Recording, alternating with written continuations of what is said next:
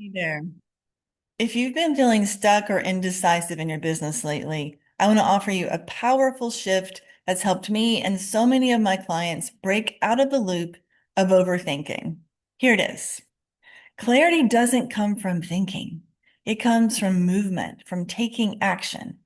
I know that's frustrating when you're already feeling overwhelmed or burnt out and your head is full of ideas and questions. Your to-do list is a mile long and the stakes feel high. So we think harder when that happens and we try to get it right, at least in our heads, right? We analyze, we make lists, we ask for advice, we Google things, we ask AI. We try to predict every possible outcome before making a move, before taking action. We wait for clarity like it's something that's going to magically appear and tell us what to do next. But here's the truth. That kind of clarity doesn't show up when you're sitting still. You don't get more clear by staying frozen, especially if you're overthinking in that process. You get clearer by engaging, by showing up, making a move, trying something real, and seeing what happens. As Marie Forleo says, clarity comes from engagement, not thought. And she's right. Because the only way to figure out what's actually aligned or what's going to work for you is to interact with it in real time. Let me give you a few real world examples. One of my clients spent over a year, well over a year, thinking about moving to a new city. She knew her current location wasn't aligned with her business anymore and her life. Her business had plateaued, her creativity was flat, and she still waited. But why? Because there wasn't a perfect reason or time to move, because she didn't feel totally clear, because she didn't trust the part of her that already knew it was the best thing for her. But when she finally made the move, everything shifted. New opportunities came in, her energy returned, new insight came, her work evolved. And it was like flipping a switch, but that clarity only came after she started taking the steps to move. Another client spent years thinking about raising her prices, and she wanted to offer a new service that felt more aligned with the transformation she wanted to create and also her own lifestyle. She kept saying, I'll do it next quarter when I feel more confident. But she finally took the leap and she launched the offer after years of thinking about it. She raised her rates, and within weeks, she was attracting more aligned clients and saying no to those who weren't. And she shifted her lifestyle to fit in with the new offerings, which is what she'd wanted for a long time, more freedom. And her clients respected the value that she was providing. That confidence she was waiting for, it didn't come before the action. It came because of the action. And here's one from my own life. Last year, I made a big decision. I sold almost everything I owned, furniture, car, clothes, books, things I had held on or gave it away, things I had held on to for years to travel full time. It was bold, it was uncomfortable, it was a lot of logistics, and it was one of the best things I've ever done for my business. Why? Because it created space energetically, emotionally, physically, and it was aligned for me to do that. So the alignment came in and it affected my business as well. It was like I hit reset on old patterns and attachments.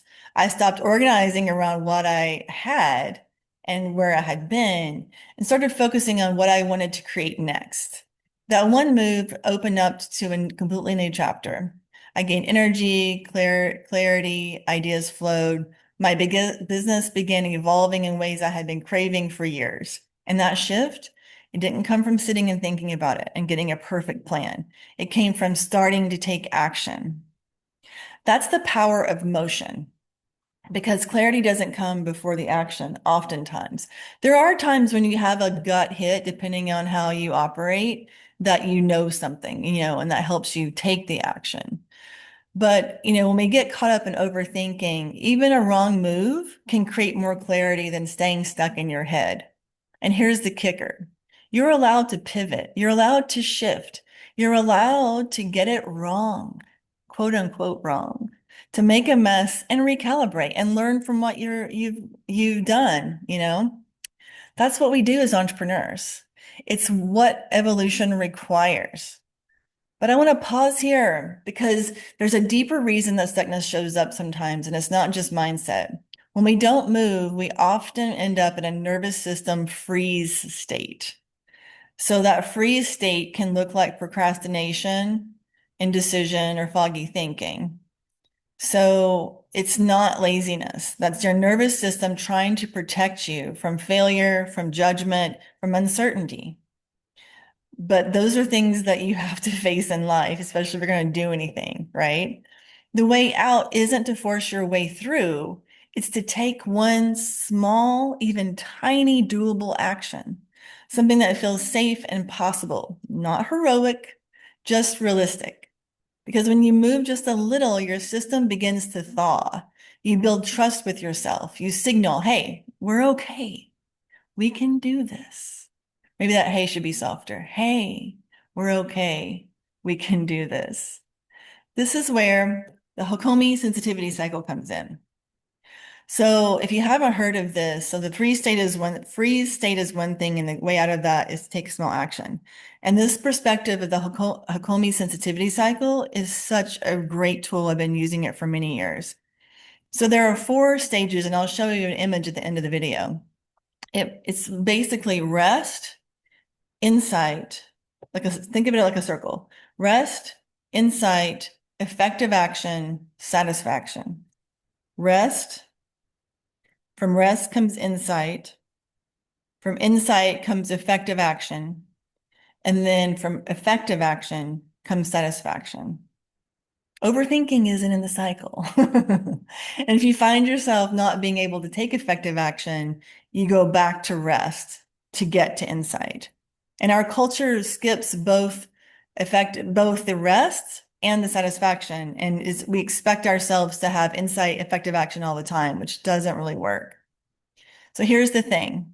True rest, the kind that leads to insight, doesn't come from zoning out while looping in fear. It comes from creating space, from letting your nervous system breathe so the next step can rise to the surface.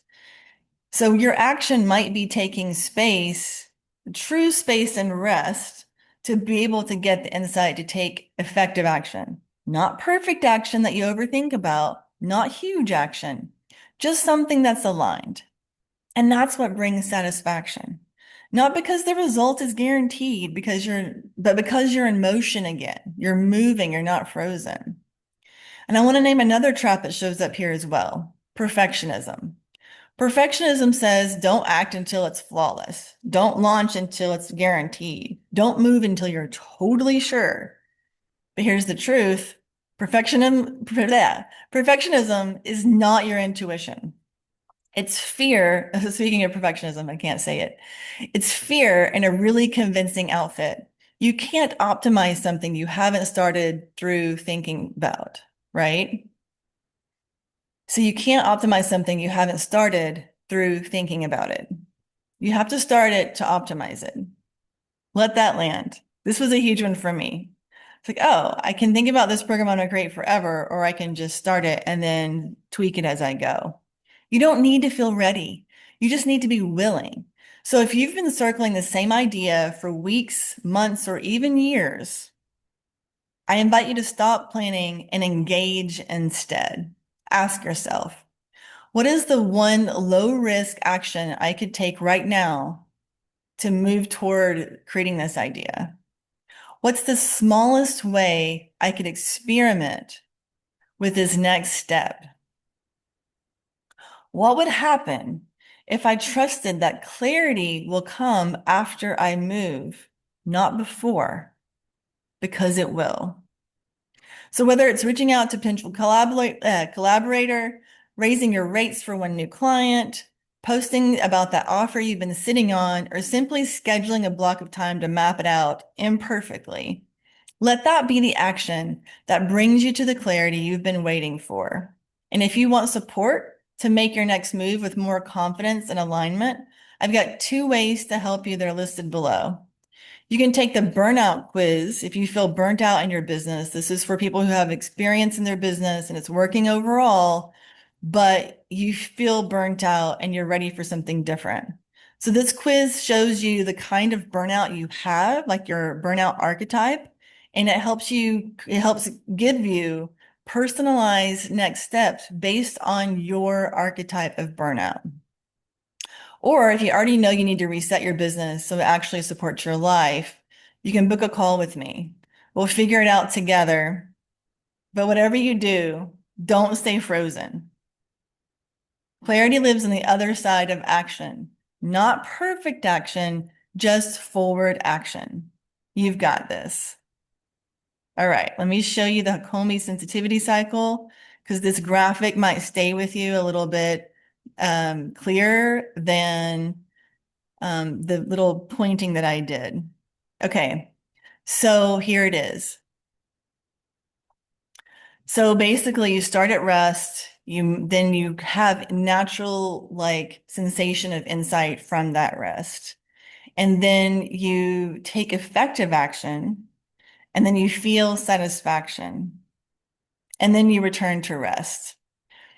So one of my former therapists said that she thinks that rest is, lack of rest is one of the most challenging parts of our culture. And I agree. I think that you know, going back to rest when you don't have clear insight can help you, but it's not the overthinking pressure you put on yourself. The rest here is giving yourself space to breathe, and thinking about like imperfect, simple action. So how to keep it simple, you know? And I hope this helps you feel like you can know what to do if you feel stuck between the freeze thing or the Hakomi, just like seeing imperfection for what it is or perfectionism for what it is. And then if I can support you in any way, please let me know through the quiz or scheduling below. I'm Jen Ailey. Please subscribe if you want more videos like this. And there are a lot more videos here that you might enjoy. Thanks a lot.